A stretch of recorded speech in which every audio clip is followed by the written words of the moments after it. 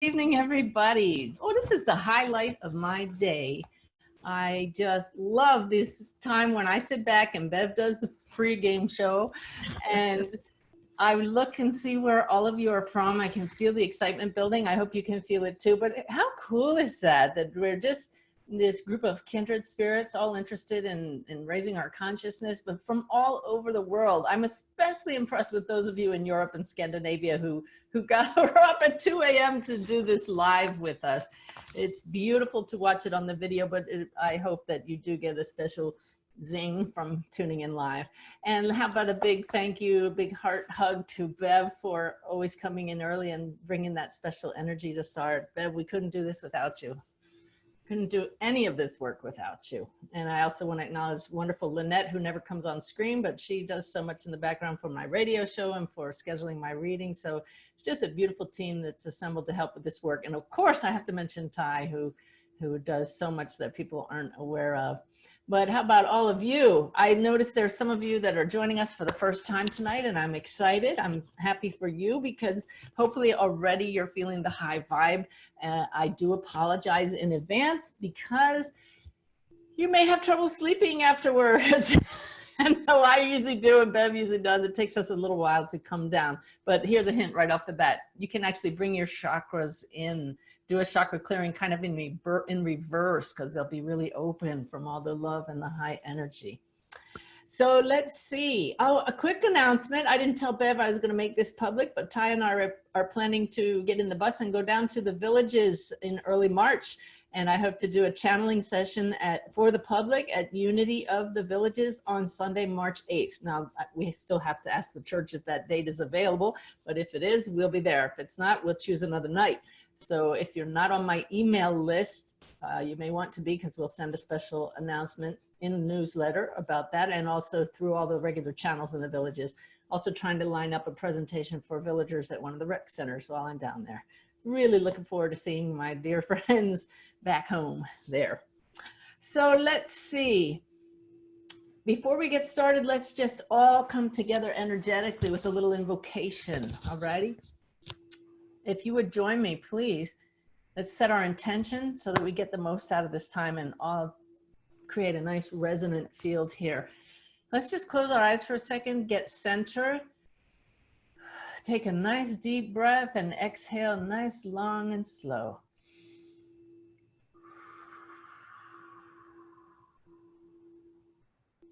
All right, move your awareness to the heart, the bridge between the human and soul. And send rays of love out in 360 degrees. And just imagine your brothers and sisters all around the world doing that with you right here, right now, all called together by the same urge to be of service, to raise your vibration, to serve spirit, to connect with loved ones across the veil. And that's what we hope to help you with this evening. And when I say we, that's my guide, Sanaya. But how about acknowledging now your guides? Even if you've never met them, open your heart and send a surge of love to your guides because they definitely get some of the credit for calling you here tonight. May each of us hear exactly what we need tonight. May we congratulate ourselves as we notice habits that we are already doing as we go over a long list of habits that help to cultivate the clearest connection across the veil. But may we just give gratitude to life, even in spite of its ups and downs. There couldn't be anything but life, but the more we come to know that we are part of that flow, the more joyous it is. And in gratitude for that and for each other, we affirm. So it is. All right, nice. I have to talk, I'm being told by my team, Sanaya, to talk about this necklace. I don't think I've worn it on camera before. This was a gift for a woman I did a reading for a long time ago. I didn't want to, she's a dear friend of a friend, a mother of a friend, and on the spur of the moment gave her a reading and she tried to pay me and I said, no money, but she made jewelry. And so I think she took this right off of her neck and gave it to me. And it's Aqua Aura, which is a clear quartz crystal that's somehow bonded electrically so that it turns this beautiful shade of aqua. And what's funny is at the time, I didn't know anything about needing to clear crystals. Some of you who know my background know that, that a former Navy officer did not know anything about the greater reality and didn't know you needed to sage a room or any of those things energetically. So I got this crystal necklace and I started wearing it, and very soon started having respiratory symptoms. I had a terrible cold, went traveling, had to find a doctor on the road, and the cold would come and go. Just, it was getting terrible, and it would go away for a few days, and it would come back for a few days, and I just couldn't kick it. Till one day, I remember very well sitting in the Home Depot parking lot. Ty was inside because I didn't want to go in. And my team, Sanaya, said, open your Kindle to such and such a book. I mean, they knew exactly what book on my Kindle. So I opened it up and they're saying page forward, page forward, page forward. And tonight's goal is to get you to the point where you get this kind of guidance nice and clear when you need it. And they said, stop and read. And I looked down and it said, you need to clear crystals because if they've been used or held or worn by anybody else, you could pick up the energy of that person. And I went, like this, took off the necklace and called the son of the woman who gave it to me. And I said, did your mother ever have respiratory challenges? And he said, are you ready? Well, she only has one lung because one had been removed and she gets colds all the time. He said, stunning, stunning, stunning to me. And let me tell you, I don't have a whole lot of crystals, but I sure learned to clear them, and it's a very easy process for doing that, but I won't get into it tonight. You can find it on the internet. But to me, so affirming that everything is energy, that everything carries energy, soaks up energy, including us. So we'll be talking about energy tonight and lots of other things, but just an anecdote as I see my reflection on the screen here and thought, I have to tell you all about that. So we're going to be sharing almost the entire time tonight, like I said, back to basics about how to connect across the veil tonight, whether that's your loved ones who have passed, whether that's other people's loved ones working as a medium, whether that's your guides, the masters, it doesn't matter. We're going to talk about 10 habits that will help you connect more clearly. But before we do, I just want to raise the energy, as I like to do, with a few little magical things that have happened lately in dealing with the spirit world, in addition to the necklace story. And in fact, it starts with a necklace story that just Saturday night, I was at dinner at a new neighbor's house, and our friends Irene and Tony were with us. And if you've read my book, Still Right Here, Irene and Tony are featured in that book because their daughter Carly, Irene's daughter, Tony's stepdaughter Carly, is across the veil. And we talk about Carly a lot in the book. Well, she drops in quite frequently into my awareness when I'm with Irene, especially if Irene is talking about her. So that's hint number one to all of you. Talk about your loved ones, think about them, they draw near, just like a doorbell goes off for them. So we're sitting at dinner. I hadn't felt anybody in the spirit world until that point, and I usually don't, especially in a social situation. I'm just kind of turned off.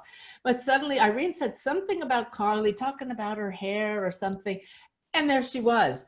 And I don't see her, just suddenly her thoughts are in my mind and she's showing me images of things. That's how I know I have a drop-in, is what I call it. She's literally standing there in the room with us at the dinner table. And in this case, she pointed, and it's all just awareness. I didn't see her, points at her mom to this necklace she's wearing and goes like this, like it was broken.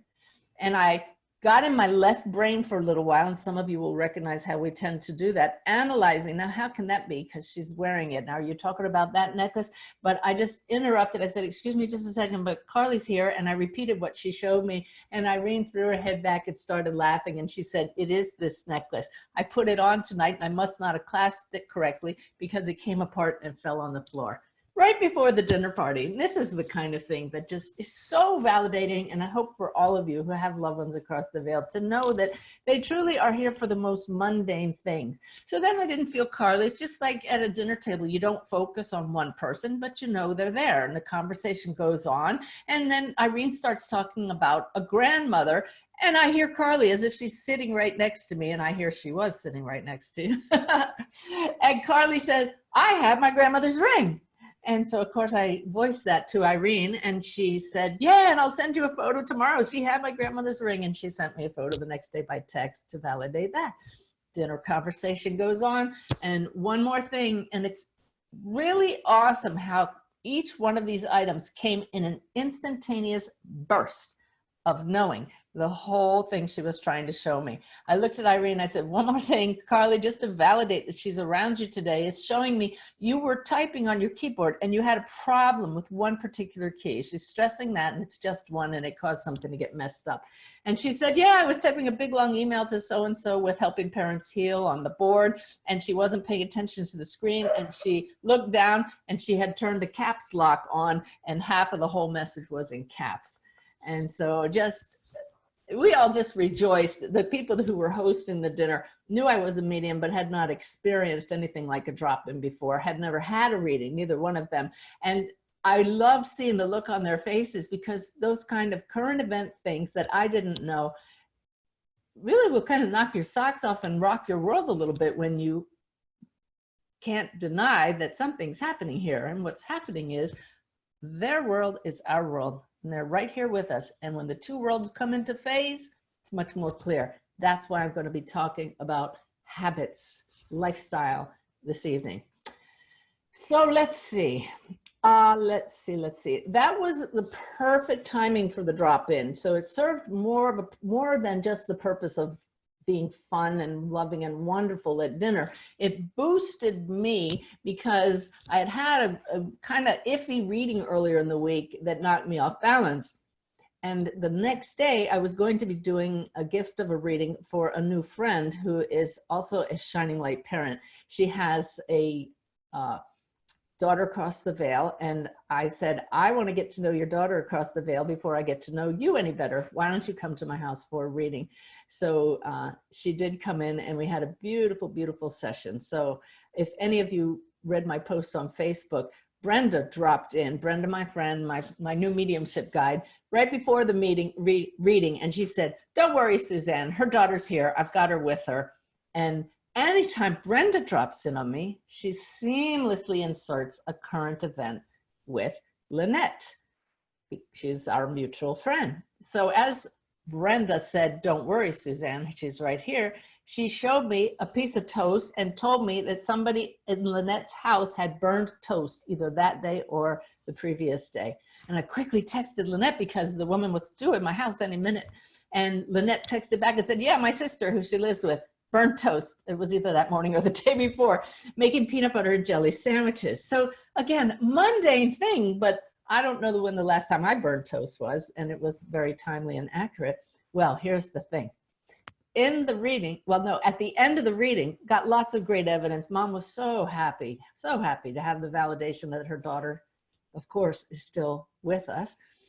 She said, you know, I knew she would show up today because yesterday I smelled peanut butter and jelly sandwiches. I said, what? I said, did your daughter like those? And she said, well, yeah, she ate them a lot, but it was just, I could smell the toast. And I said, are you kidding me? Look at that coincidence of two different people with a toast thing, both of them using it as evidence. And I hear Brenda right now going ding, ding, ding, just evidence of the web of connection with all of us.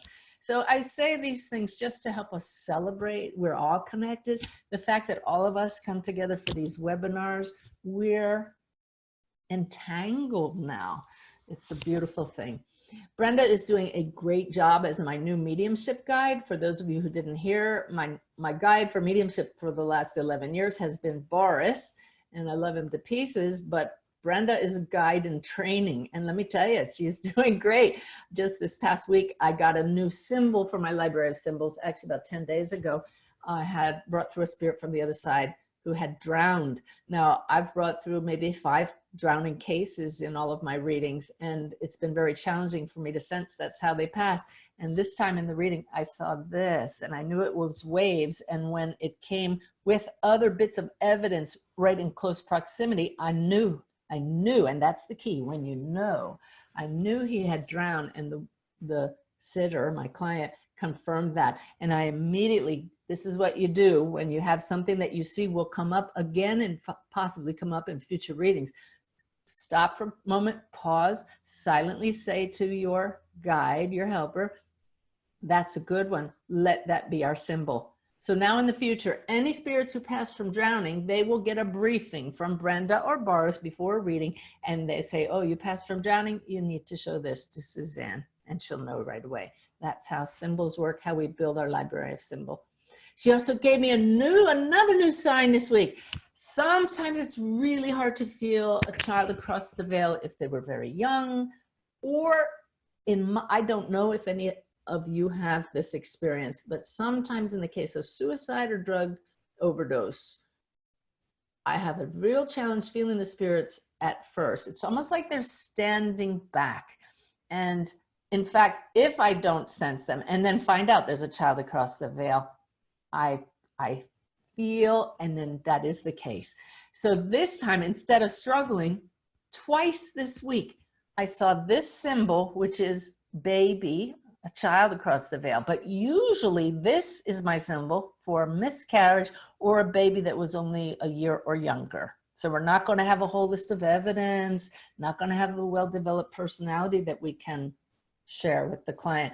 But this time I saw this and the hand that went up, and I knew immediately the spirit was telling me there's a child here who passed, older, and in both cases it was a young adult, but I wasn't sensing them.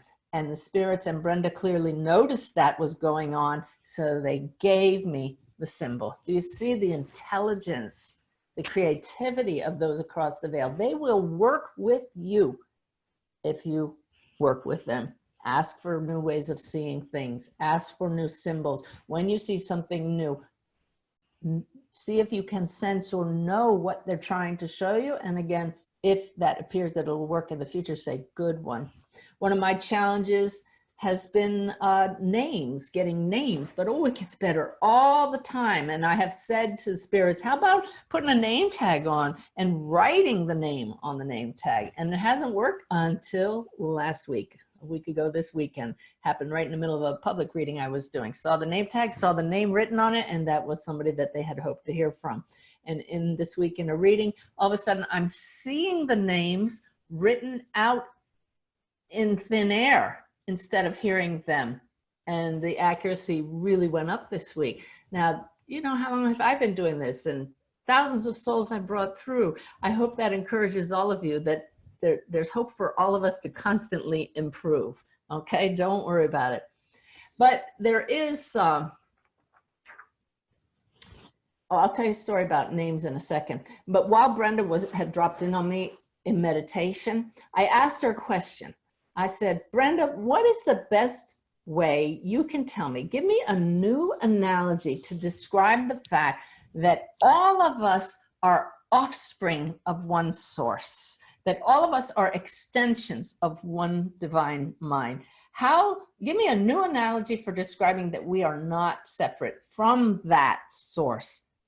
And in a flash, an incredibly brilliant way of showing this, without any pause at all, she showed me her name out there, just like I told you. I saw B-R-E-N-D-A, but it was kind of like raised letters.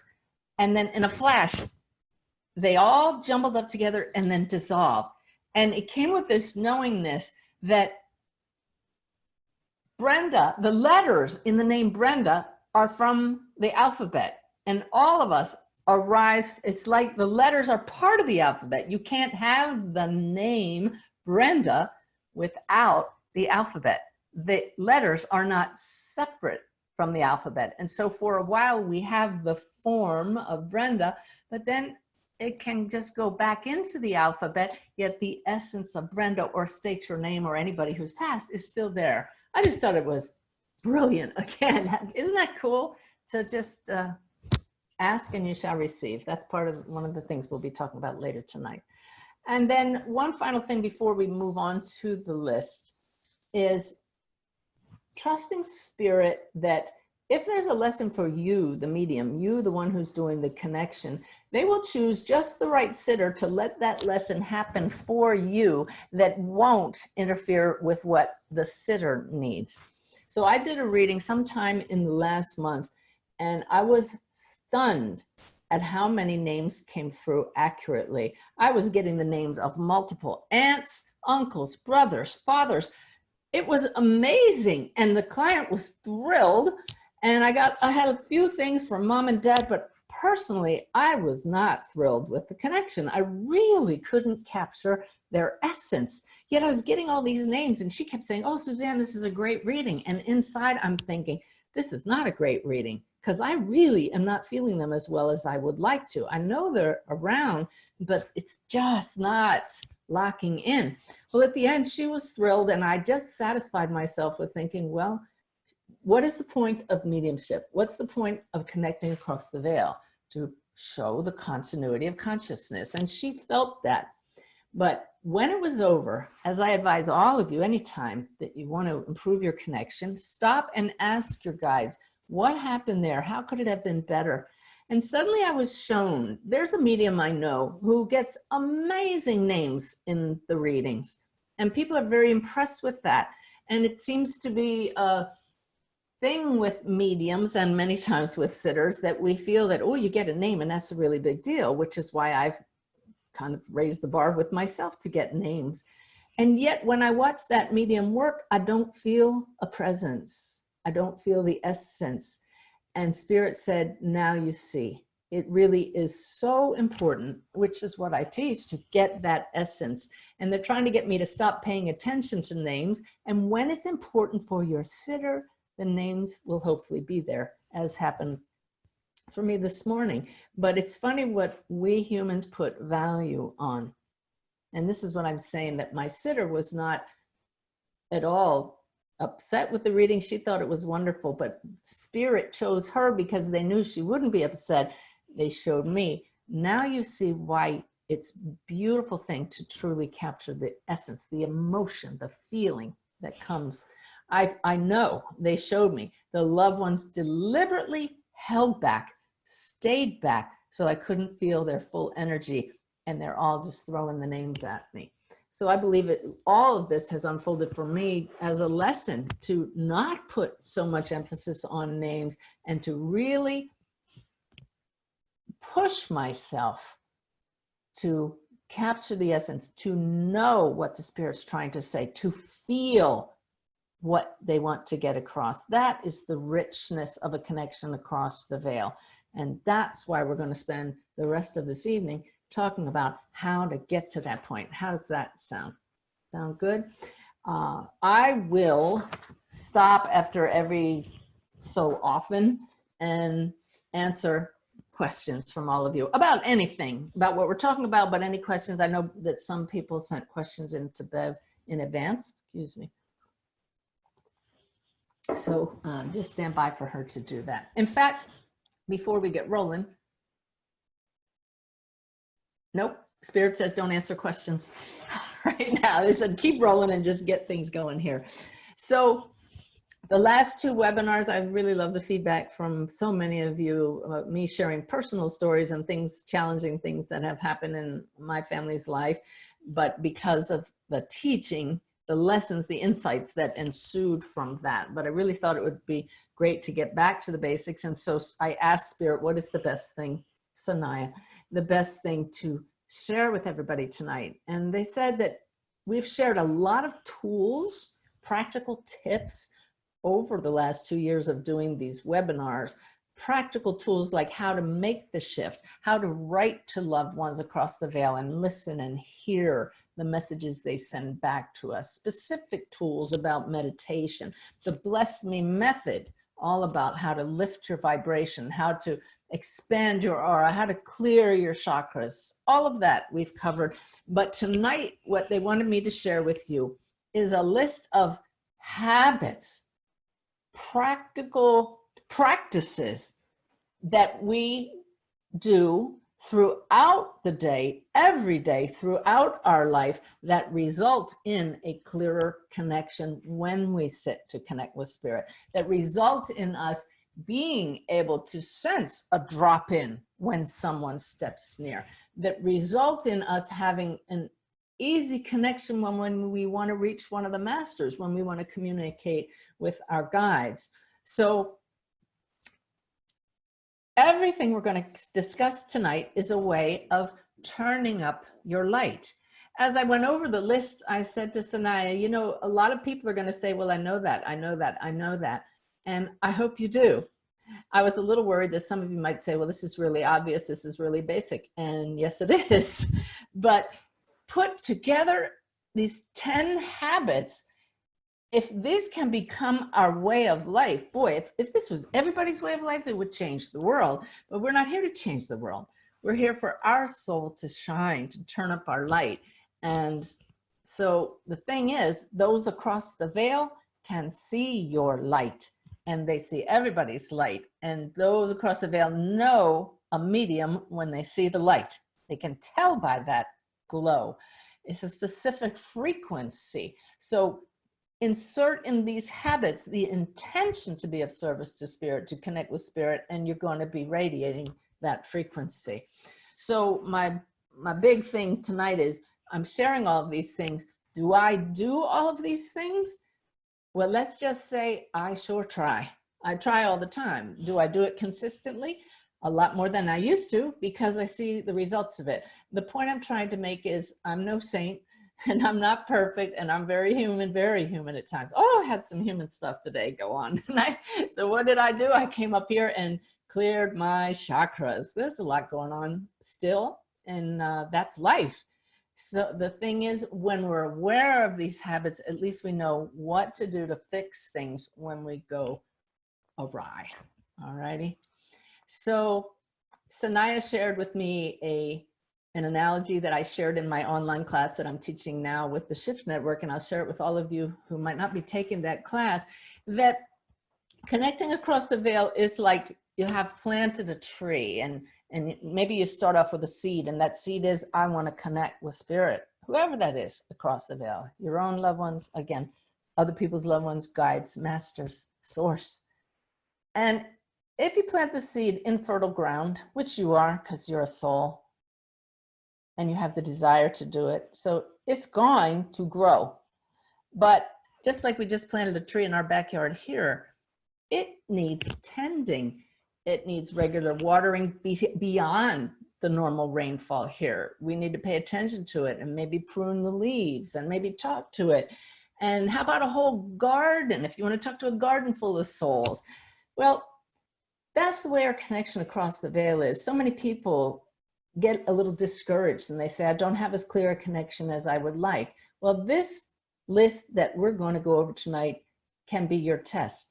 Are you doing these things consistently? This list that I'm going to go over is the fertilizer and the water and what will help you tend your garden.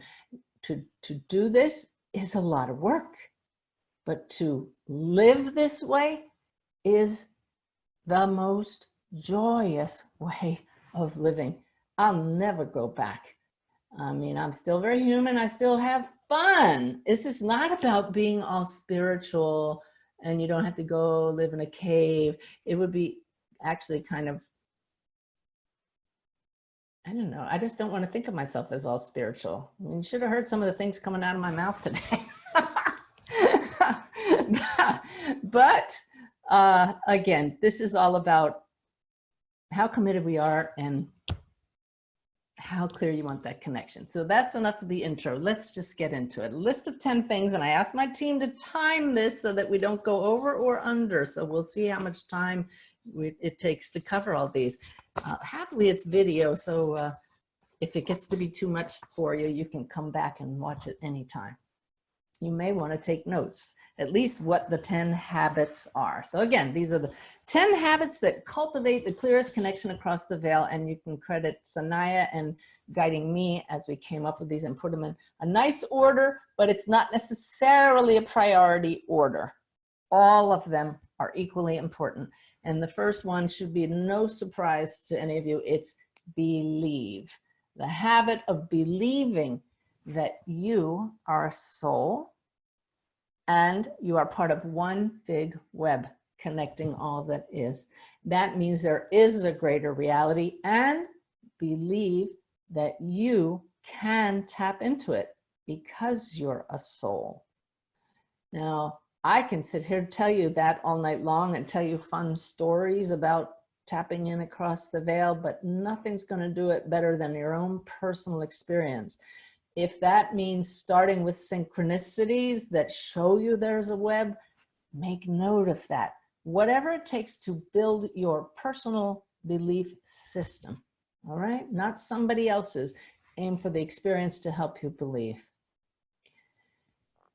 If you don't believe that you can tap in, if you're not quite sure the spirit world exists, act as if you do.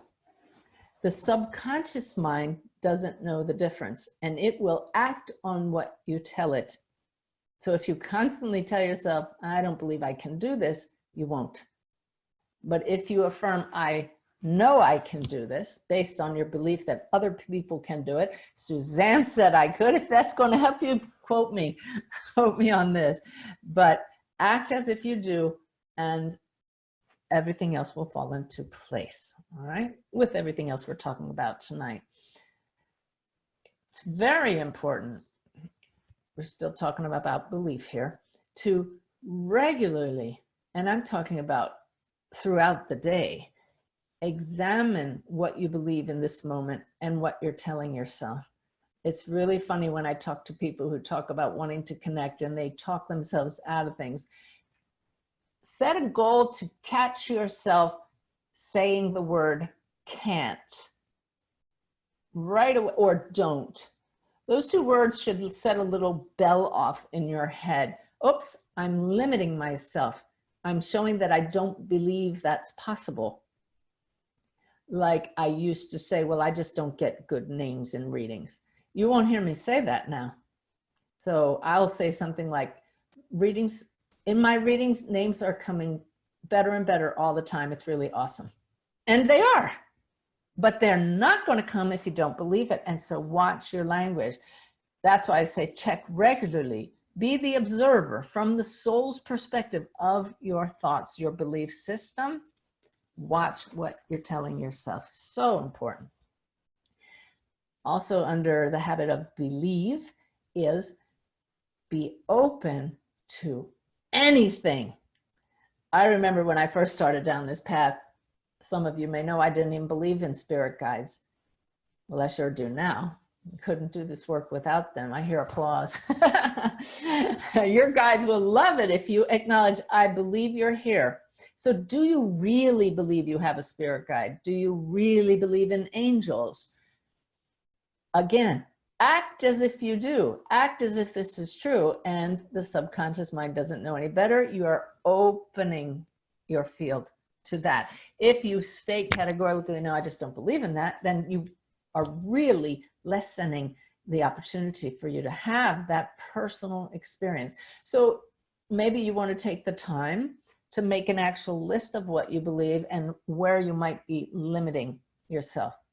Why not ask your guides, even if you haven't met them, show me where my beliefs are limiting me.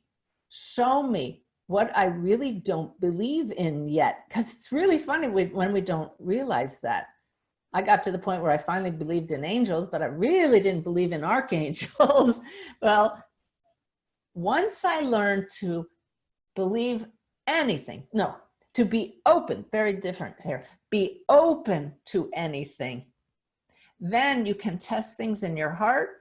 Then when you hear about a possibility from somebody else who has had an experience, you can say, well, I'd like to have that experience. I'm open to having that happen. And if you have it, then you can't deny it. So again, be open and play, just experiment. You know, when I talk about having drop-ins and you say, oh, I'd love for that to happen, but that never happens to me. Well, there's another word you want to stay away from, never. And also always, if it's used in a way that limits you. So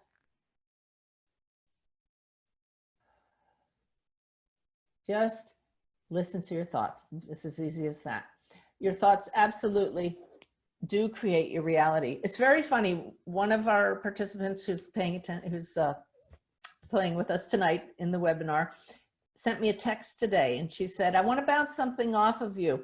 I had somebody reach out to me for a reading, but she said, I can't give you my name, and I won't give you, I can't pay you in advance because then you'll have information about me, and I'm very skeptical.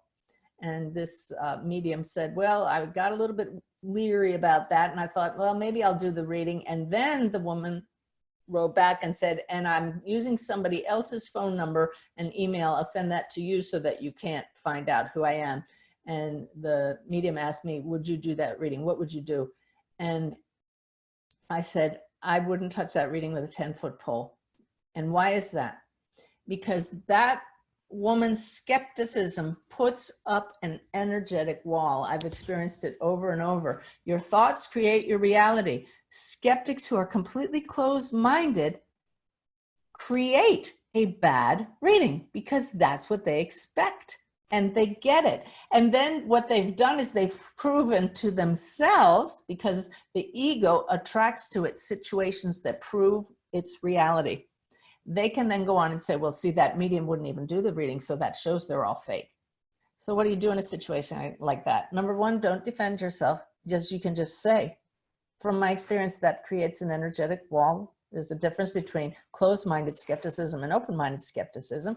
And then say, if you'd like, talk to others who have had good experiences, who were open-minded. And the test of a reading is you can say, give me your phone number, give me your Facebook page, give me your email address and your name. And we'll ask those in the spirits to tell us stuff you would never find on any of those things. Habits that happen in the bathroom, you know, current events that happened this morning that we couldn't possibly know. I'll show that to an open-minded skeptic, you know, but it's really, really stunning how our beliefs limit us, and you get exactly what you put out there. So that's what happens with skeptics. All has to do with believing, and they don't believe at all. So that's why it's important for us to believe. And so right before connecting with spirit, it's very, very helpful to affirm what you know. This will turn up your light. This will really help the spirits to connect with you by affirming. I know, this is an example. I know the spirit world is real. I know you're here. I know when I get out of the way, you can come closer. I know if I give you more of my love, that gives you something to use. I know that you will be able to get evidence through to me, because that is our shared intention. So can you feel the power in that? Harnessing your belief and affirming it right before connecting is super. I don't think I've ever shared that with anybody, but it's very, very powerful and gets the ego doubts and fears out of the way.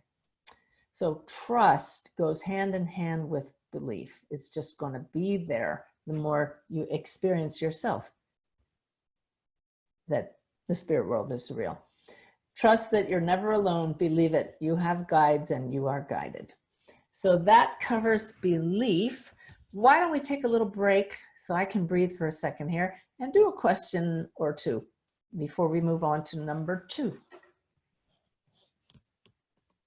Bev, you're muted. Thank you. I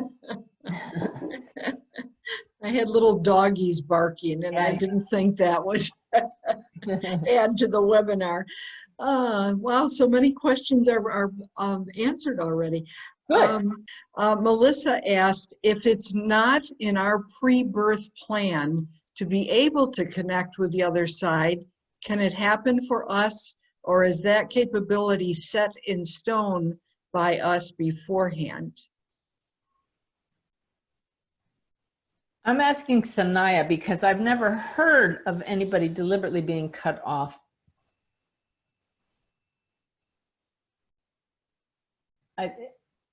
I'm hearing from them that it would be very, very rare for someone to be completely cut off from guidance and connection. That would be cutting you off from your soul, and the soul is, hang on a second, let me shift.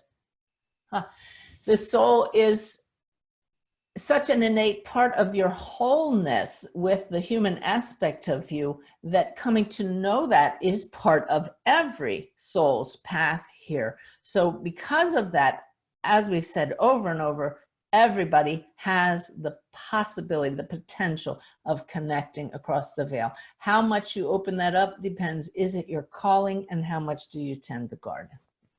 Okay. How about one more, Bev? I will. I'm going to ask for Jane. Can a spirit put energy into your body for example, make you jump or shiver? So, you all may have seen that all the time. You see my lip twitch, and anytime I channel, you see this major jolt that I get, and I love it. And Sanaya is saying it's not exactly put there, it's the result of the merging of two energy fields. And if it gets to be too much, the advice is simply tell them back that off or back up a bit.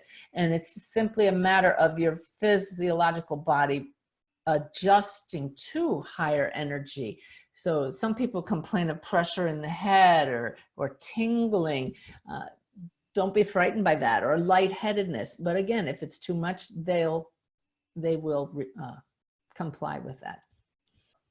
Number 2 habit, number 1, and again, not in priority order, was believe. These are lifestyle practices to do all the time. And number 2 is align with your true nature. What's your true nature? A soul, a complete expression of source, a ray of the one sun. How many analogies do we use month after month after month? You are the light. You cannot be separate from the light. So align with that. And the light, this field of indivisible interconnection, is love. So the more you align with love every moment of every day, you're living on purpose. This is why we're here. We come here to shine our light. So the beautiful part about this path of wanting to connect across the veil is the way we get better. Let me change the view here back again. The way we get better is by shining our light, and everybody benefits, especially you. Your soul grows and evolves, and you start making higher choices all the time, and you start to notice you're more peaceful and people respond differently to you. So aligning with your true nature, number 1, starts with being the presence of love. Number 2, it's getting in the flow, aligning with your true nature, getting in the flow. I was walking across a boardwalk here in the community where I live, over the marsh, and it was high tide. And just as I was walking, I was talking to my team silently, so I don't look like a crazy person. And I said, give me another analogy for source. What is source? I ask these kind of questions all the time, so that's probably part of the practice, right? And I was drawn to this water that was flowing, and I heard source is the flow. It's not the water, it's the flow itself. The field is. Energy moves. That is source in motion. So when we flow with the guidance we receive, life flows. We, in human form, are like little patterns in the flow for a while, standing waves of energy. Scientifically, there's really a basis for that. We're like eddies in the stream, and sometimes we go off at cross currents through the flow, don't we? And then we feel like we're drowning, to use an analogy, another kind of a mixed metaphor. But we experience so much more ease in our life when we allow and surrender and go with the flow. That doesn't mean that we get tossed around, not at all. If you're being tossed around and buffeted, you're just outside the current, you're hitting the shore. No, the flow is ease. And in fact, when you get ready to connect with someone across the veil, one of the greatest images you can use is just shifting into floating mode. Just picture yourself, you launch yourself onto a raft and just are floating. And you have no idea where we're going in this connection. Spirit, you've got it. What's going to happen here? Just flow. Okay, so as we said in the first habit of belief, form follows thought, consciousness creates. So if your thoughts don't consistently align with love and the highest possible choices, then you're just going to be spinning your wheels and going off in these little eddies all the time. So align with your true nature, and flow is a matter of consistently responding with love. And that is not easy for our human nature. The human animal, which our soul embodies, often gets in survival mode and tribal mode and fight or flight mode. So somebody gets in your face, you want to get in their face back. But that's when you shift to soul nature and say, wait, I'm here, I've made a commitment to turning up my light. Let's see what happens if this time I don't get in their face and I just say, I appreciate that's your opinion, or you're right, or isn't that interesting? So there are all kinds of ways we can make choices that are aligned with our true nature. You will know when you're doing that because you're no longer hitting walls. We recently made a big change in our life and kept hitting walls, and I don't know, I guess it was my lesson to learn, and finally everything just did not turn out right. And I look back and I said, I missed all the signs. I failed rule number one. If you're hitting it's not a rule, it's a maxim. Maxim number one, if you're hitting a wall, you're not with the flow. And so I said to Spirit, all right, I wasn't paying attention, my bad. I'm going to pay attention now. And as we turn this situation around, if I'm really in the flow, everything will go really smoothly. And my gosh, did everything fall into place right away. So I'm sure you've been there, right? It's one of those, why didn't I listen to my intuition? So that's aligning with higher consciousness. I was given the analogy of a sailboat. You know, I've done a lot of years of sailing and sailed across the Atlantic Ocean, and you really learn to pay attention to the current and flow with it and the wind. And you constantly have to adjust. A pilot does the same thing. So that's the thing. The currents do change, but there's this one main current that is spirit that flows through you. That is you. Think alphabet and letters, right? Think name and letters and alphabet. You are part of that current. You are one little bit of the flow. So you just adjust all the time and say, did my ego take me off course, or am I going with the flow? So certain attitudes and actions will always be in alignment with the flow. Compassion, non-judging, selfless service, kindness, love. And you can see how if these are your habitual way of responding to things, then your connection is actually going to be easier across the veil. Why? Because your light is turned up, your aura is expanded, not constricted. What constricts your aura? Fear, doubt, worry, anger, judgmentalism, all those human things. And it's okay, we're human. And that's why we can clear our chakras when we get caught up in our human roles. Let's see. Other ways to align with your true self is put others' interests ahead of your own. Once again, that's just trying to be selfless and get the ego out of the way. The perfect part of all this is the whole goal of life, again, letting your soul shine, is self-realization. What does that mean? Self-realization with a capital S means I realize I'm an aspect of a higher self source. And to become self-realized, you have to realize that there's this voice in your head that never shuts up, and that's the ego. And it's the critic. And it's the part that tries to make you feel separate. The more you realize who you really are, the more self-realized you become, the more your light goes up. So just be vigilant. Make it a habit to see with the eyes of the soul, to see with your heart's eye, all right? To get out of your head and answer, how would love act? How would love act? Watch those thoughts, that ego that says you're less than worthy. That's BS. That's belief system. That's the kind of belief that is way outside the main current. But so many people struggle with worthiness. Where do you think that came from? That came from people who were not self-realized. And they were just human, and so many of us are, so no criticism there. But just realize where it came from and say, enough of that. I make a choice now. I want to connect with my higher self and with others, so I make a choice to no longer buy into that. When you do this, it's, and to use another analogy, you are playing in tune. there is a sound of the universe. Some say it's Om. And when you're in tune with the universe, there's an ease, there's a sense of harmony. When you're not responding in alignment with love, kindness and compassion and the light, you're out of tune and it's dissonant. You can feel the constriction. Try to do a reading and connect with someone. When you're in that kind of state, you are not going to have a good connection. Grief will constrict your aura as well. And there are times, as we went into great detail last month, when we will go through grief, but we won't be in it forever if you use these other practices. Alrighty.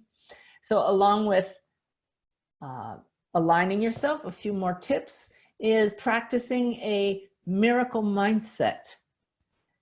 Everything around you, take a look around you right now, is a miracle. It's all a creation of consciousness, of spirit, of source. That to me is a miracle. This body is a miracle. Everything that arises from moment to moment, the fact that we're provided what we need and that we're provided relationships that help us grow, all of that is a miracle. See life as that and you'll be more in alignment. Also, take care of the instrument.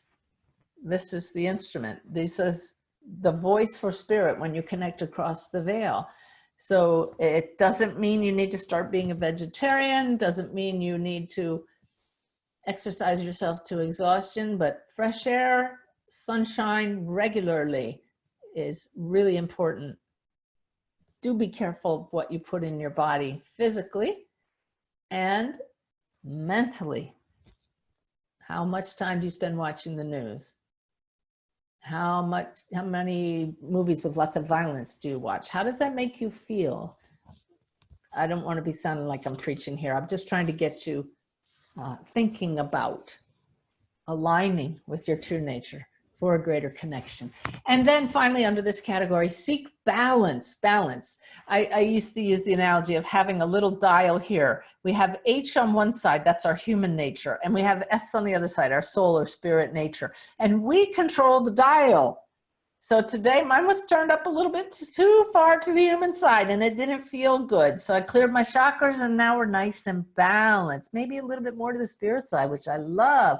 And that's probably why I'm going to have trouble sleeping later tonight. You can always judge, where am I? Seek balance. So balance between work and play, between spiritual side and human side. Because again, we're here to be human. We're here for the adventure. We're here for the party. Who sang that one, right? And so how about the balance between doing and just being? I don't spend enough time just being. I'm getting used to it and I love it. It's like what Frank Sinatra, doobie doobie do, right? Get a nice balance between doing and being. Take those breaks to sit in the silence, to get centered, to be present. And when you're out of balance, besides chakra clearing, I had to do it earlier this morning. I taught this in a webinar quite some time ago. Laughter will quickly balance out high energy negative things. So something set me off earlier and I had a little outburst and I just started laughing at myself. And then I forced myself to laugh really loud outside and you could just feel the energy coming back into alignment. So try it, okay? Let's see. How about a question, Bev? Can contacting someone on the other side be overdone? I know what I wanted to, I was just about to answer from my human side. Yes, Spirit says yes as well, in that it becomes if it becomes a case of neediness and feeling that you can't grow unless you hear from that person.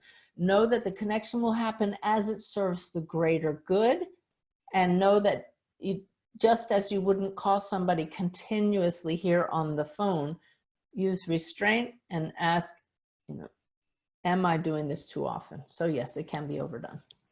Thank you. Mm-hmm. Cheryl asked, do spirits on the other side have feelings other than unconditional love? I'm asking Brenda. she's showing me that they're aware of the old feelings that they used to have a lot in the human body, but without the dense human body, those feelings just don't arise like they do for humans. But other things, they absolutely feel joy. She shows me joy and patience and understanding. So it's the positive sides. Yeah, absolutely, emotions. Okay.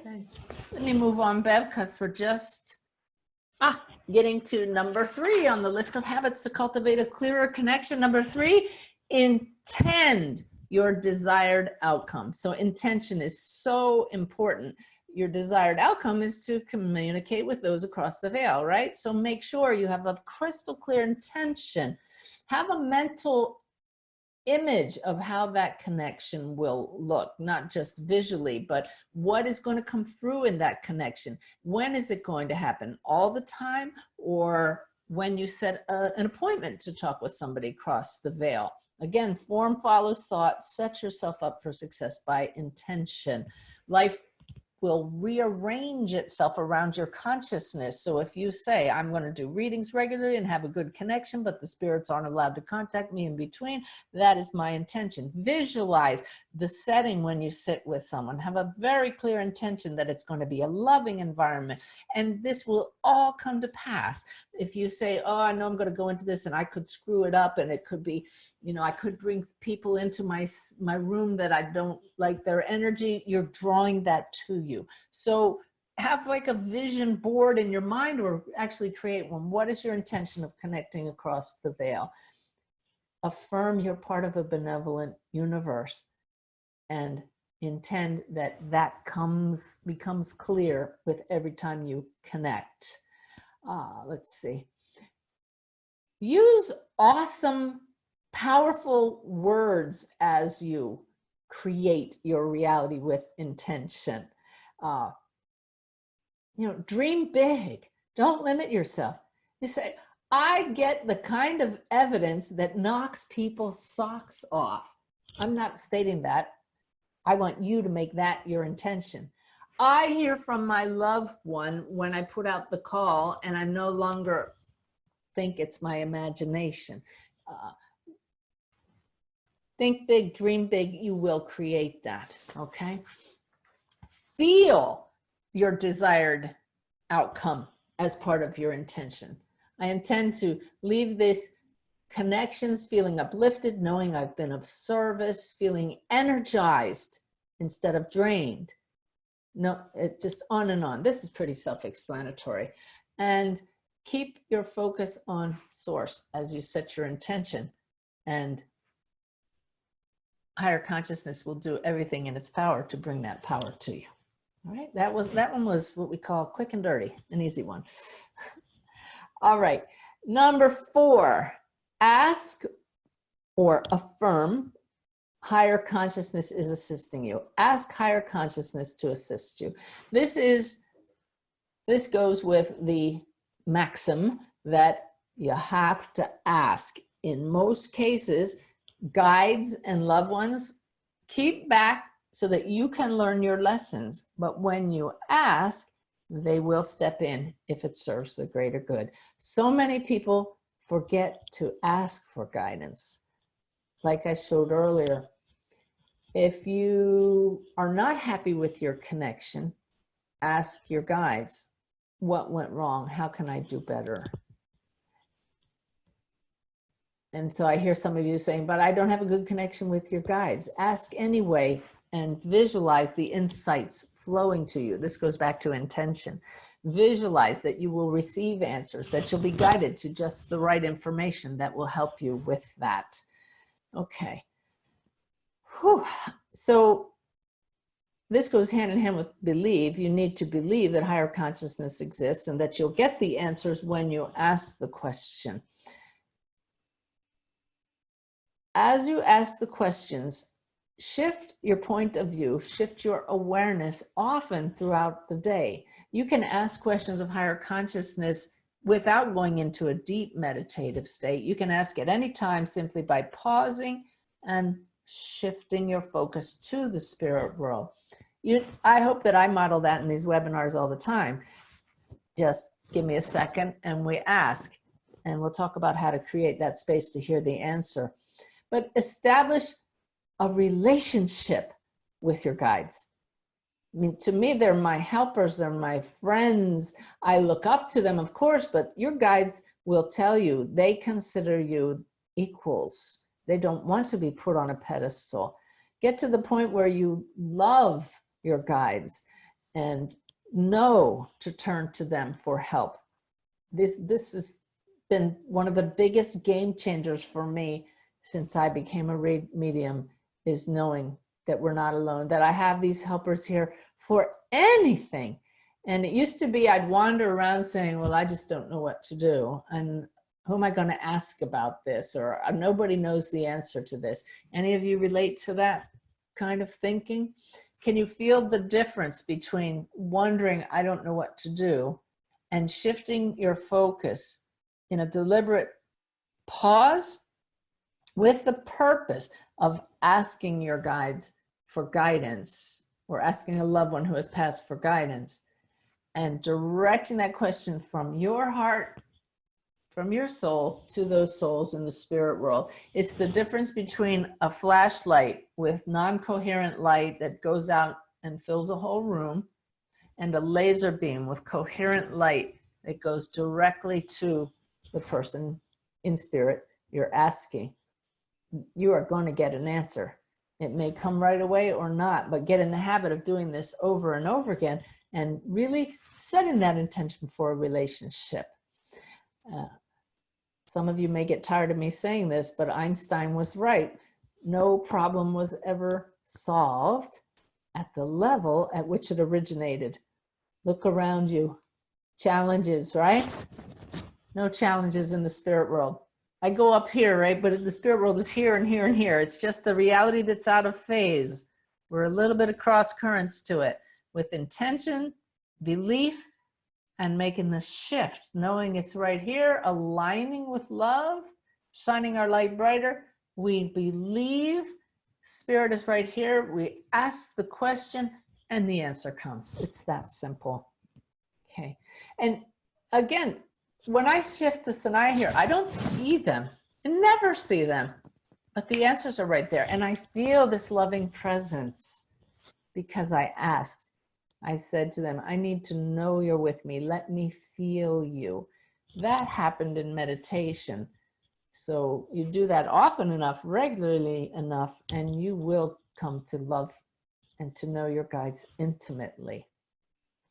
Let's see. Yeah, it's a matter of making a decision to consciously enter, join with, merge with the dimension of miracles, from which miracles will arise.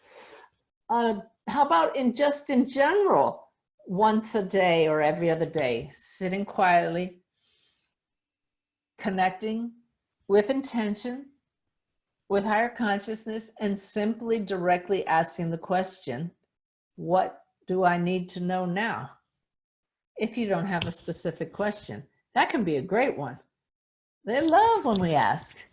So ask the question and it leads to really cool things. I love how Lynette and Bev will do this all the time too. I'll ask their opinion on something and they tune in and they ask. And so we have this team that's all working on both sides of the web together and the results are tremendous. So that's a habit.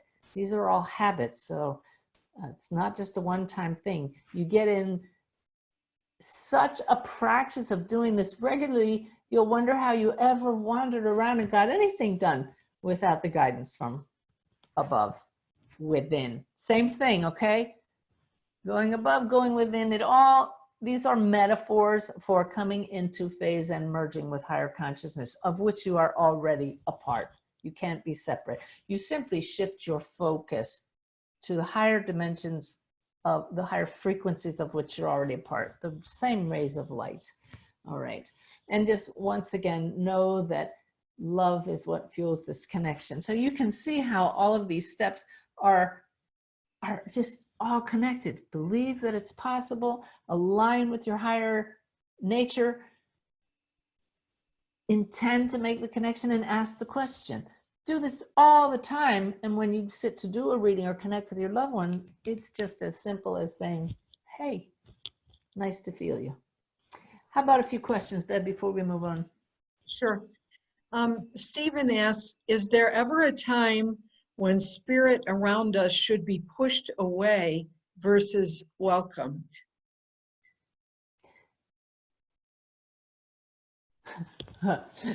The answer is not if you wish to align with higher consciousness. If you're going to really be careful with your words, impeccable with your words, like Don Miguel Ruiz advised, then we wouldn't use the word like pushed away. I would not push away anybody here in human form, and I don't, you probably didn't intend that, but they're just trying to make a point that everything is vibrational and energetic. So feel the energy of pushing away spirit.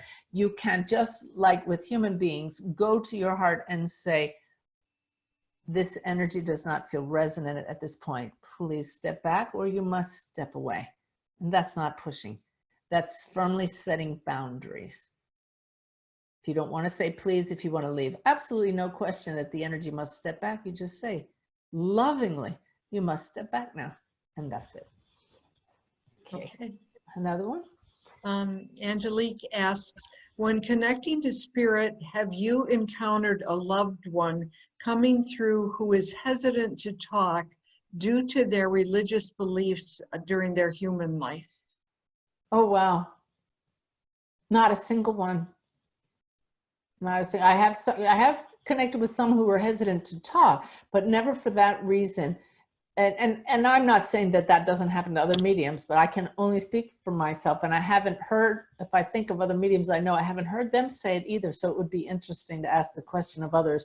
But generally what I see is that most are just, they just say it's glorious here. I've seen the light. It's more expansive than I thought. My beliefs were a bit limited.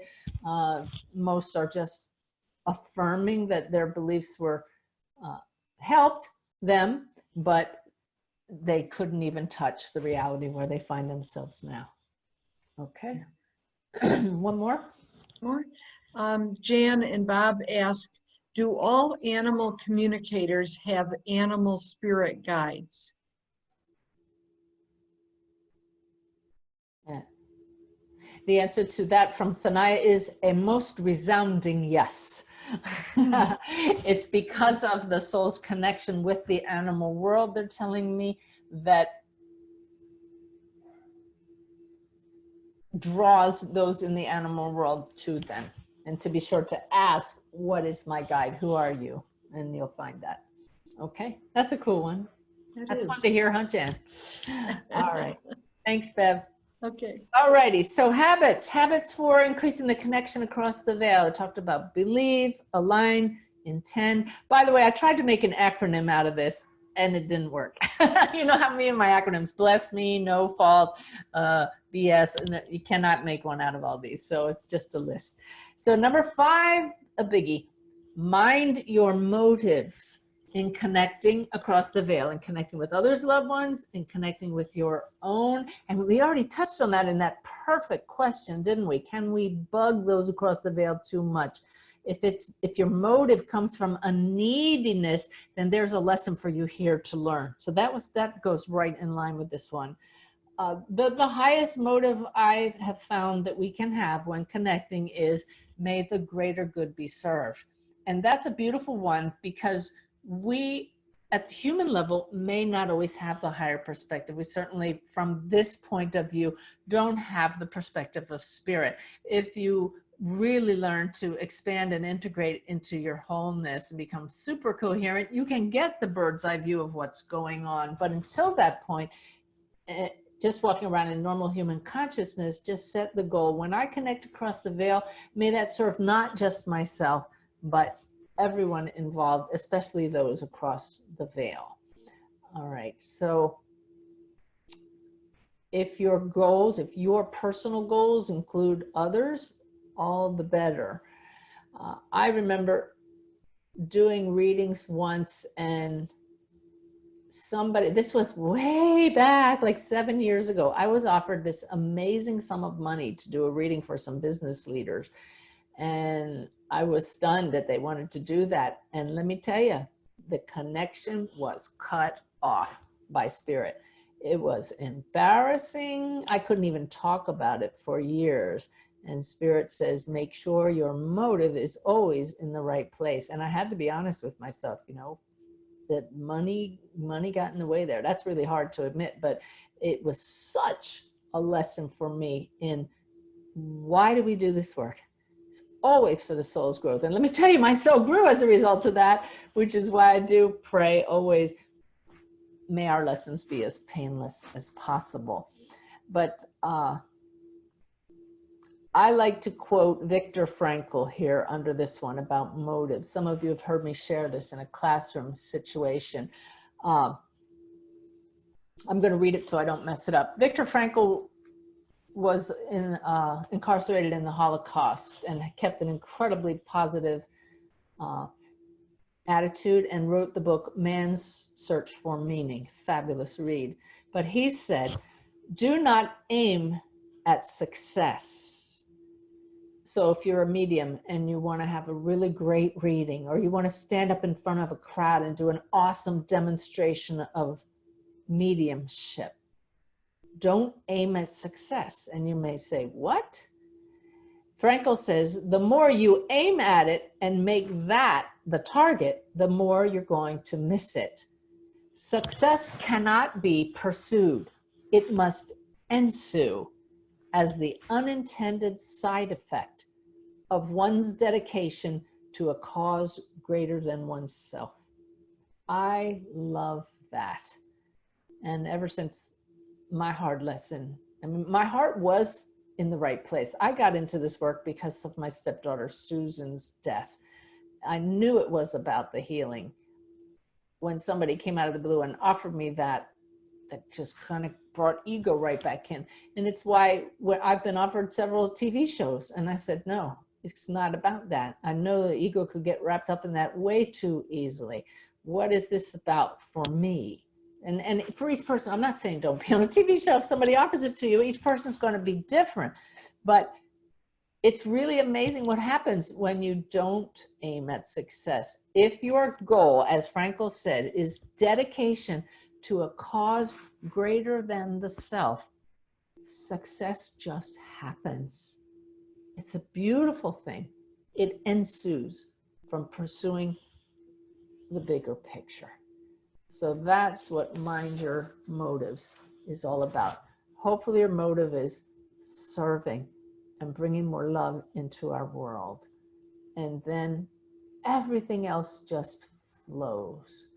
So if you go into a reading or a demonstration and think, I'm going to show everybody I'm the best medium in the world, you may not. Maybe you will, but maybe not for long. I don't know. Ever since I read Frankl's quote and learned what really makes for the best connection, it's keeping that goal on service to the spirit world, service to the person you're doing the reading for, letting the soul shine by service, and then success really does ensue. Can you see how all these habits fit into each other? Because doing that is aligning with your true nature. So rather than aiming for success, with all of these habits as part of your lifestyle, you can expect it, all right? And that's that intention. Expect it if you're tending the garden. Alrighty, we have 5 more to go. So I'll do one more, my goodness, and then take more questions. So the next habit, lifestyle practices to really cultivate, like that garden analogy, cultivate a clear connection across the veil, is empty the vessel. There are 2 meanings to this. One of them, it's very short. You may have heard of having beginner's cup attitude. If you come up to somebody who's pouring tea and your cup is full of tea, they can't put any more in it. If you as a student come up with your cup empty, the teacher can put all they know into it. So I try to have beginner's cup as much as I can. I hope I'm always learning. I hope we always are. But emptying the vessel means don't think you know it all. There's always more to learn. We're here for the evolution of our soul. We're part of a dynamic universe where everything is growing and changing at rapid speed right now. So empty the vessel and be willing to receive. So that's one little aspect of it. But what the deeper meaning of empty the vessel as a lifestyle habit is, know that you arise from this sea of pure potential, the void. It may appear empty, this pure being, but it is so full of potential. To tap into that sea of pure awareness, we need to align with it and empty ourselves, empty our mind. And that means stopping the chatter. And that's what we train ourselves to do. This is why meditation is the key to connecting across the veil.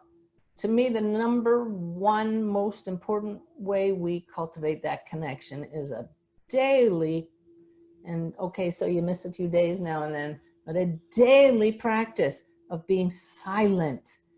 And it doesn't mean that you completely quiet your mind for long periods. I don't know anybody that can do that. I'm sure there are some yogis somewhere in the world that can do it for long periods. But the goal is to lengthen the gaps between ego jumping in and the thoughts arising. Thoughts will arise. Why do we want to do this? Why do we want to empty the mind? So that higher mind and loved ones across the veil and guides can be heard and felt when they step in. So we must regularly empty the vessel. That's why when you guys ask me questions, I pause for a second, and in that moment, I go blank. My mind is not saying, I don't know the answer, or what if I get this wrong? I've trained myself to just not even go there. And in that moment, I know, I believe Spirit's here and the answer is there. So empty the vessel. It's not only a practice of meditating regularly, but practicing presence regularly. Look at the masters. Jesus went into the desert for 40 days, right? To be alone, to be silent. Buddha sat under the Bodhi tree for however long until he was enlightened. The equivalent of these practices for us, we don't have to go off on a retreat for days at a time, although wouldn't that be a blessing for all of us to have just some time away from our phones and in the silence? But we can do this regularly throughout the day. Just a few moments of deep breathing to get centered. Stop thinking about the past. Stop worrying about the future and empty the vessel. So that when you go back to habit number 4, when you ask higher consciousness, you empty it, dump out the tea glass if you want to mix analogies here. You empty the mind, you ask the question, and now it's not all cluttered and filled up with ego's thoughts. There's the answer.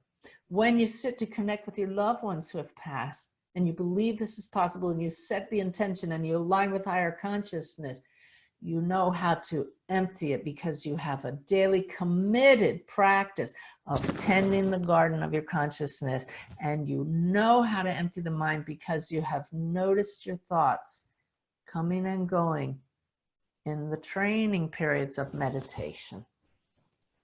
There's a phrase, nature abhors a vacuum. What that means is wherever there's emptiness, things flow into it. So by emptying your mind, you're creating that vacuum for spirit to flow in. It just naturally happens. And the emptier the vacuum, the more the flow. So train your mind to have long periods at will. Constant thoughts in your mind block the still small voice within. Okay. Yep, that covers empty the vessel. All right, Bev, how about a few questions? Okay. Shanae asks, are we connecting with spirit or soul? Is there a difference? Okay. Sanaya says, all is spirit. Spirit is synonymous with consciousness, with the light, with the force. The soul is one pattern of spirit, an eddy which is not embodied necessarily. So the soul can be embodied in a human form or pure spirit once we pass from this body. The human body is a denser form of spirit. Spirit is the all. The soul is a pattern that takes on attributes. So what was the question before, the difference between the two, Bev? Which are we connecting to, spirit or soul? And then was there a difference? Okay. Which are we connecting to? We're always connected to spirit. We cannot not be connected to spirit. And so we are connecting soul to soul with higher beings. Okay. Okay. And another, what's the difference question. How can you tell if you're connecting to an angel or a guide, and what's the difference? Okay. They say that there is a hierarchy, but to still think of them all as equals with you, because it's all the light, and they don't want us to think we're any less worthy, any less important. You are so loved because we are all light beings. Guides are a little bit lower. Brenda's cracking me up. Guides are a little bit lower on the ladder of finer vibration. I'm laughing because she's a guide in training. So she's like here, and the spirit guides are here, and the angels are a little higher. In most cases, guides have lived human lives. Angels, not necessarily, not always. And again, these are just generalizations. There can be anomalies or variations on that. Okay. How about one more, Beth? Okay, Sergey says, sometimes I feel very small in comparison with the spirit world. It gives me even terrible feelings that I cannot decide anything critical and I can do very few things. How do I get more clear about not feeling small in this whole vast Yes. spirit? Nice question. I'm being shown my Bless Me method is very helpful in that. And any of you who don't know what that is, you can go to YouTube and search Suzanne Giesemann, 7 Steps to Connect with Higher Consciousness. And I go through the Bless Me method. There's a stage in there, the second stage, lift your vibration, helps you to turn up your light. And then in E, expand. We expand our energy field with visualization out into the cosmos, way beyond the physical body, beyond the speed of light. We become the field itself. We become integrated in our awareness with the light, as the light. The more you do this, you will have the visceral experience of being limitless, of having no boundaries, of being the light. In that process, then move on and surrender your awareness with your human self. Shift your complete focus to the spirit world and invite in a higher light being. Merge with me now and let yourself experience. That's the E in Bless Me. Experience myself as the light. Ask to have this experience. And let me tell you, the more you do this and sit in that expanded state, you will know with personal experience that you are not this limited form. It's simply a matter of having the experience, doing it over and over, and then you just get to shift your focus throughout the day. But it will just help you to dissolve this BS belief system of unworthiness and limitedness. Yeah, until you know that, we do think we're just this grain of sand on a beach that's very large, but that's our physical form. We're so much more than that, and that's what we're talking about here, how to tap into that. And we couldn't do it if we were not the light ourselves. Oh, I love this stuff. I hope you guys are enjoying this and getting something out of it. Again, this is back to basics, and you know this stuff, and your heart knows it, and your soul knows it. Putting it into practice is really going to be transformational if you're not already doing these things. So let's move on to 7th habit. Again, not in any order here, all building and merging with each other. Habit to cultivate a clear connection across the veil at any level is remain receptive. Remain receptive. So that means be open to receiving whatever comes to you at any time. At any time. So that's how you notice drop-ins when somebody steps into your awareness. You may ask a question. Asking higher consciousness was a habit. You may ask a question in meditation or even when driving your car and you don't immediately get an answer. The more you remain receptive, you'll notice when the answer comes. And this is just going hand in hand with intention. Intend that you will remain receptive, and you will, because you set that intention. It's really funny how that works, right? Until you become aware that you can consciously focus on noticing what's in the field of your awareness, we miss so much. It's funny, I communicate with so many parents from Helping Parents Heal, and one of the biggest challenges at first is missing the signs from our kids across the veil. But the more you start noticing and you see how the signs come, then we see them. It's a matter of where we put our focus. So awareness is key in this step of remaining receptive. I use the analogy of a Navy ship radar that's constantly scanning the field. Just know that you have this internal radar and scan your full awareness. What are you feeling in your body? Is there tension? Is there a reason for that? You're not in harmony with, you're not aligned with the flow. Be alert to things around you. Is anything snagging your attention? What's a snag? It's when there's just this little catch and your eyes come to fall on something and you notice that catch because you set the intention. Spirit, snag me if you have a message for me.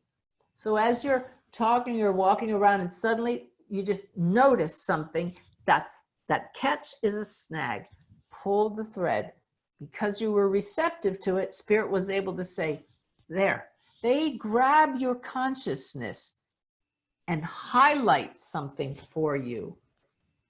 I love watching for snags. You don't actively do it, but you just start to notice it. And you then pulling the thread means you ask higher consciousness, why did you snag me with that? And before you know it, it's a loved one speaking to you, or it's your guides giving you an answer, or it's something that's going to keep you out of trouble, or something you need to know. So remaining receptive to snags is a hugely beneficial habit and increases your connectivity moment through moment, moment by moment throughout the day, not just when you're doing a reading or sitting to connect with loved ones or guides. Noting synchronicities and honoring them is very much this in line with watching for snags. Pay attention to your emotions all the time. Pay attention to whether you're aligned with higher consciousness. This is remaining receptive to the human side of you. You couldn't do that if there weren't two aspects of you, the higher observer that's neutral and observing, and the human side that's acting out your story. So be the observer, remain receptive. Ooh, I just used the word can't. I'm limiting myself. Or, ooh, I just said something that was not very loving. Or, ooh, look at me judging that person. Ooh, I'm slipping back into human mode. I want to align with higher consciousness. And you see, this is a lot of work, isn't it? But, oh, does it lead to life flowing and happiness and peace and joy? Not 100%, because we will always be human, but you can fall back on it, okay?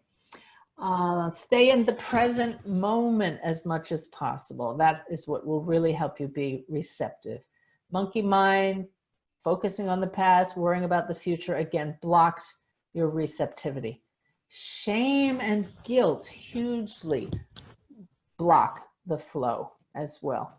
And shame and guilt right away tell you you're focusing on the past. I'm not present. You can work on clearing those out in a dedicated meditation. So we talked about this last month. You know, our goal here is not to feel better, it's to feel better. And the more we feel our emotions and let them flow through us, we clear blocks and we become receptive to what's present. But if you're not used to feeling your emotions, if you're constantly shoving them away, you're not going to be receptive to the more subtle vibrations of spirit. So remain receptive. Let's see. As you go through your day, one way to remain receptive is practicing breathing techniques like the infinity breath that we talked about in the January mentoring session. But we put that in a video online, didn't we? Yes. Yes. There's a video on YouTube under, it's called Why Do We Grieve? Why do we grieve? The infinity breathing practice will help you be receptive simply by becoming quickly centered. Let's see. Remaining receptive will help you notice when you're hitting a wall once again. So it's really cool seeing how all of these blend and build on each other. Alrighty, 3 to go. How about a question or two, Bev? Okay, here's a practical one that will help many people. I have all 4 of your HemiSync CDs. This is from a song. Suzanne, my questions are, should I listen to all of those in order? How long should I listen to each? Or can I just go straight to a particular one? Well, what I love about the HemiSync series is there are no shoulds, which is how life should be, right? They were developed in order by Sanaya for a reason, because one, again, just like these habits, one builds upon the other. So if you happen to have all 4, I would listen to them in order. And there's the training ground, then building the power, then working with your guides, and then making the connection. But we're making a connection in every one of those. So they're interchangeable. And what I'm hearing now, and what would be a lot of fun, is using these habits as you use the recordings. So sit, get present, remain receptive, empty the vessel, ask higher consciousness, which one do I listen to today? As you have them spread out before you. Watch which one snags you as you're receptive. As you listen, tune in and ask, how long do I listen today? Your guides know, they know you, and they can see your energy field at the moment, what you're perfectly aligned to listen to, what you're going to resonate with the most. So get that relationship going with your guides and use them that way. Then you're getting in the habit of making every moment of your life that kind of habit. And you can make all your choices that way. Good one. Great. Okay, another practical question that everyone can benefit from. Emily asks, how do we clear our chakras? Visualizing the 7 energy centers one by one, starting at the bottom. If you want, I don't know why I've never heard anybody start at the top, but the more dense vibrations are with the first chakra. The first 3 are related to our earthly bodies. The upper 3 are spirit bodies. So we start at the bottom. The heart is the bridge. And one by one, we visualize each one being clear and balanced and aligned. And I could be really cutesy, smart alecky, whatever, and tell you about how you do it. Is you go to my website, down in the footer, find the meditations, go to that page and get my free 10-minute transformation.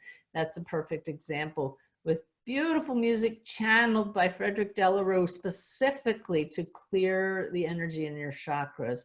So that's just one, but once you've done it once, you will see that there are any number of visualizations you can use to envision each of those chakras successively clear, balanced, and aligned. And it's better than any pill you could take. Works way faster than ibuprofen. Okay, let me move on here. The 8th of 10 habits to cultivate a greater, clearer connection with spirit. So obvious. Give gratitude. And I would bet that many of you tonight are already using the Facebook page. We have members of the group. There's always something to be grateful for. I'm sorry that I don't get to go on there as often as I'd like, but when I do, the energy that I feel coming off of that page from everybody who's sharing the things they're grateful for this day is just beautiful. And that's what we're trying to cultivate here. We're turning up our lights. Remember, these practices are all about creating a more vibrant human energy field so those in spirit can connect more easily with us, to see our light, to know we're receptive and open to them. Gratitude will bring you into a nice coherent, that means aligned and whole, coherent state with the spirit world faster than just about any other thing we can think or do. So regularly throughout the day, just give gratitude to someone or something or for whatever you're grateful. Come up with a list. Make a practice. When you wake up first thing in the morning, think what you're grateful for. There's always something, no matter if your whole life just seems to be in shambles. You find that, use it as your lifeline, and build from there. When you go to bed, oh boy, way better than watching the news. Lie there and just give thanks for what you're grateful for. Recognize your challenges as opportunities. That kind of goes hand in hand with being grateful. You can even be grateful when something's not going right. I acknowledge from having weathered enough challenges, as we all do, that we always grow from them. They hurt, they're not easy, but we come out stronger and able to help others more. So be grateful even when going through rough patches. And that makes all the difference and helps us align with higher consciousness. I've learned a lot from an author named Byron Katie. Some of you may be familiar with her. She has a book called Loving What Is. And boy, there's some eye-opening stuff in there. Some of it I just read and I say, really? She talks about loving certain things that are hard to love.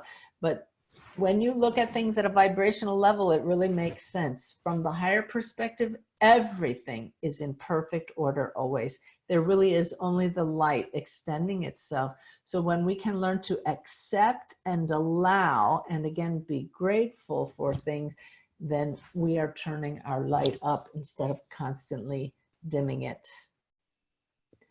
Another reason to be grateful, and what will really help cultivate our connection, is that those in the spirit world appreciate our gratitude.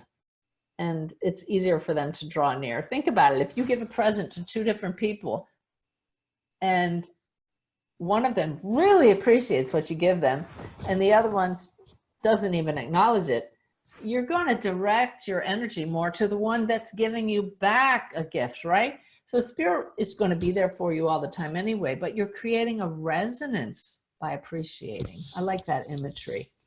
So actively search for things to be grateful for. Live in a state of wonder. I've been practicing this lately and it's wonderful. I've been feeling a little overwhelmed at emails. I get so many emails and I love them. They're wonderful. They're so positive and so many people write with beautiful things to say, but it got to the point where I was feeling a little, emails to answer until my guides showed me that.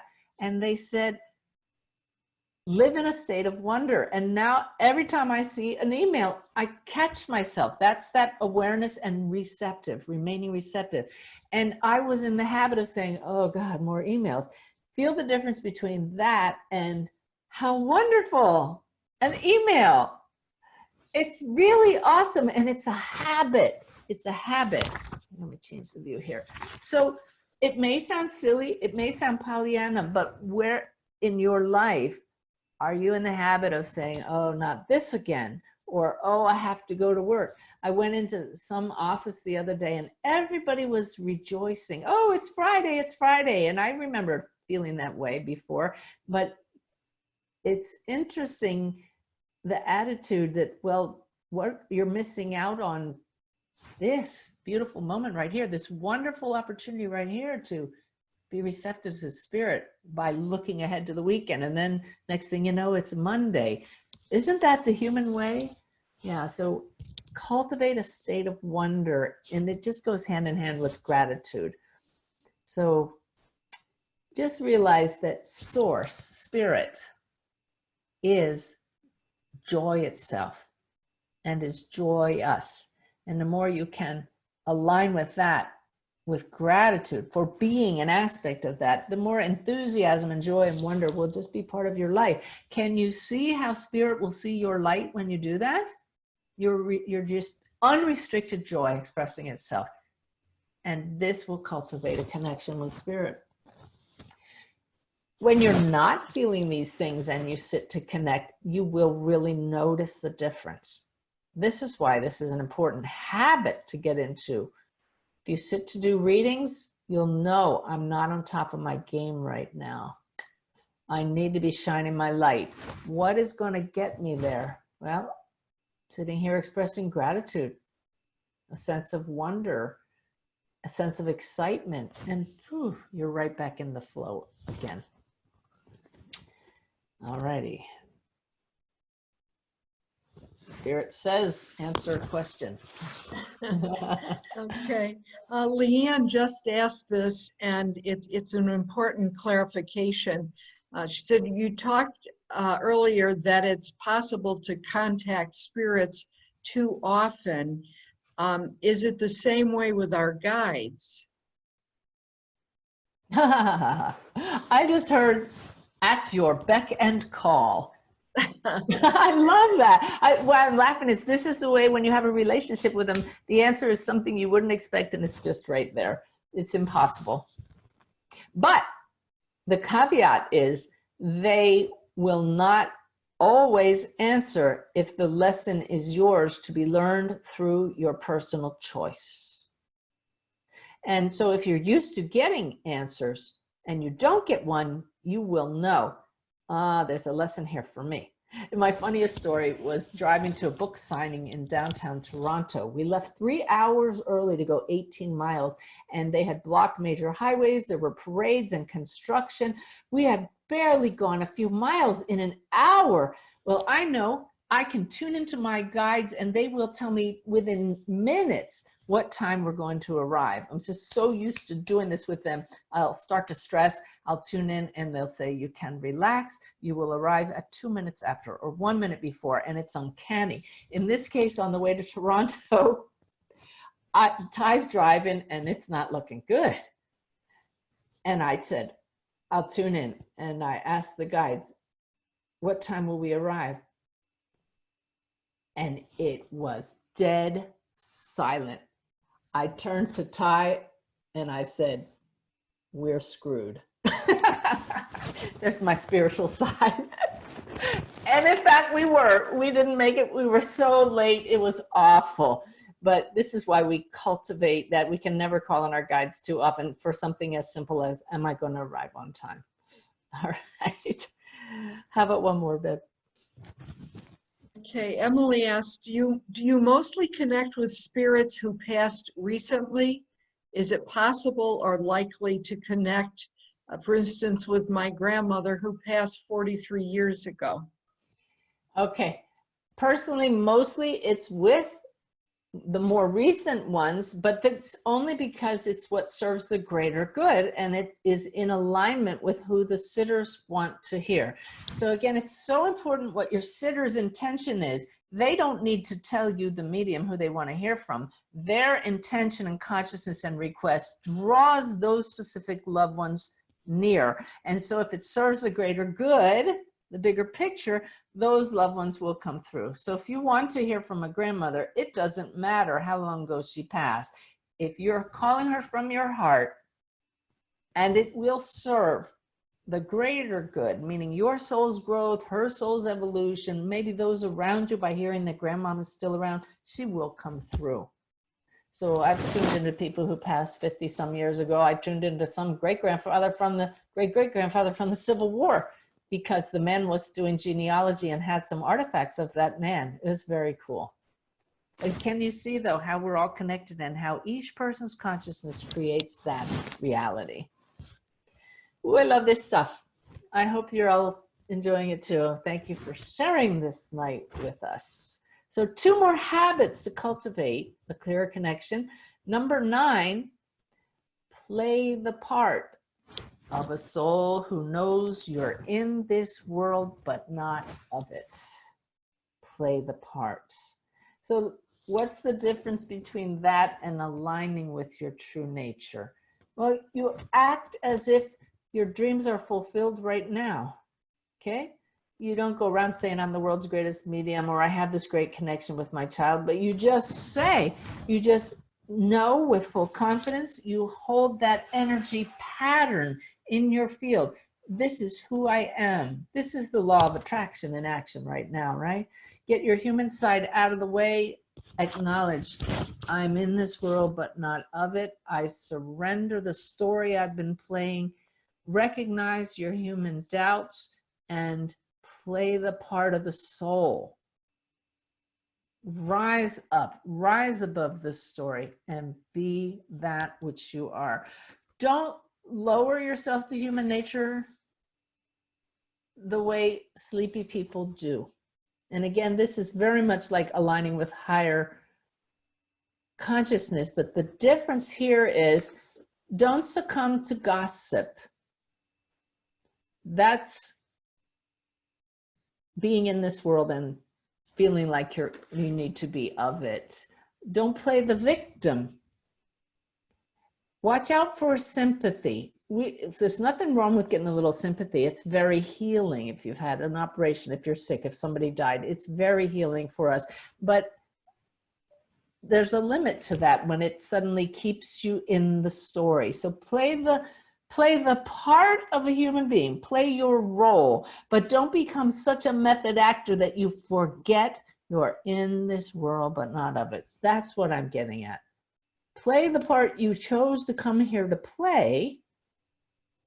There are 2 ways of looking at this one, right?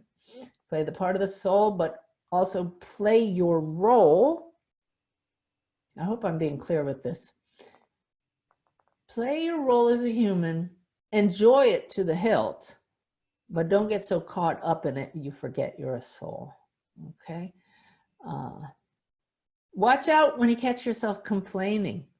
When you're complaining, which is a very human thing to do, you're stuck in the story. I read a quote the other day, and I wish I knew who said it. I'm going to read it here. When things are good, say good things. When things are bad, say more good things. Oh, I love that. I love that. Yeah, that's really going to keep your vibration up. Again, why are we doing these practices? It's all about cumulatively building a higher vibration, cumulatively shining your light brighter so that when spirits drop in, you sense them. So that when you sit to connect with higher consciousness, your light is already always bright. All right. Keep that miracle mindset. Take leaps of faith. Sit in the power often. Be the presence of love. All of those are, you know, I say play the part. This one actually has a double meaning. What I just said is playing the part of the soul, being the soul, but knowing that you're playing a role as a human, not getting wrapped up in it, knowing you're in this world, but not of it. One more question, Bev, and then I have the number 10. Okay. This one, if spirit has reincarnated to a new life, can we still connect to the spirit we know? This comes up almost every time we do a Q&A. Absolutely, because spirit is unformed being. The soul is a pattern in the flow. The pattern can always reform itself. Spirit is in charge with a capital S. Think alphabet letters, right? Oh, if you could only see it, I have a Scrabble set of letters over here, and I pull out the word that I want to focus on during a week or so. My word on the little stand behind me there says lucid right now. I want to remember that I'm lucid, conscious, aware that I am the light, a soul. So think letters in the alphabet, a pattern. You want to tap into a loved one who passed, they always exist as spirit. Spirit, as it serves the greater good, the current flows into that standing wave that is your loved one. At times it's continuous or it may be discontinuous, but always, always acceptable as it serves the whole greater good, because it's just one mind, one source, one light, having every one of these experiences. It's kind of deep stuff, but you'll find through experience that's how it works. Alrighty, and number 10 habit, again, not in priority order, but this one is, these are kind of in appropriate order. Number 10 is build on your current achievements. And this is what's so exciting. I gave you examples of this at the beginning of the evening of how I have added new symbols to my library in the last week, how I have had new things happening in the readings. We're here for our soul's evolution. We're constantly making choices and having experiences and interacting with others who help us on our path, as long as we keep that empty cup. And as a result, it just keeps getting better. And that's what I find so exciting. It's never boring to connect with higher consciousness. They will always teach you. They will always have new surprises for you if you set that as your intention. Intend that, be receptive to that. I'm here to tell you right now, so believe me, I can say in Navy terms, now hear this. Constant improvement is the name of the game of life. And it's a one constantly ongoing upward spiral of improvement that you're on. That's the way the current flows. Get into that current and you will see improvement. And this evening has been all about finding practices to help you do that. It's like a snowball, right? That's the way it is. You're just picking up new information, adding to the experiences that you already had. So set the intention of having experiences with consciousness and say, that was great. Now let's get better. You're working with your team to just get better. Failure or lack of connecting, may that fuel your desire to do all of these other things even more. Okay? If you're not getting what you want, affirm. There is a greater perspective I'm just not aware of yet. Okay? There's something I have yet to learn. I'm open to that. Teach me, show me. What is it I need to get out of the way? Or who do I need to meet? Or what needs to happen in my path so that what I'm envisioning does open it up?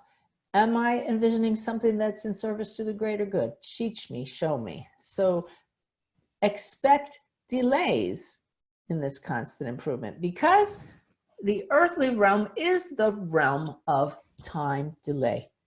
In the spirit world, as Brenda has shown us, and all those across the veil show us, you think something and instantly it happens.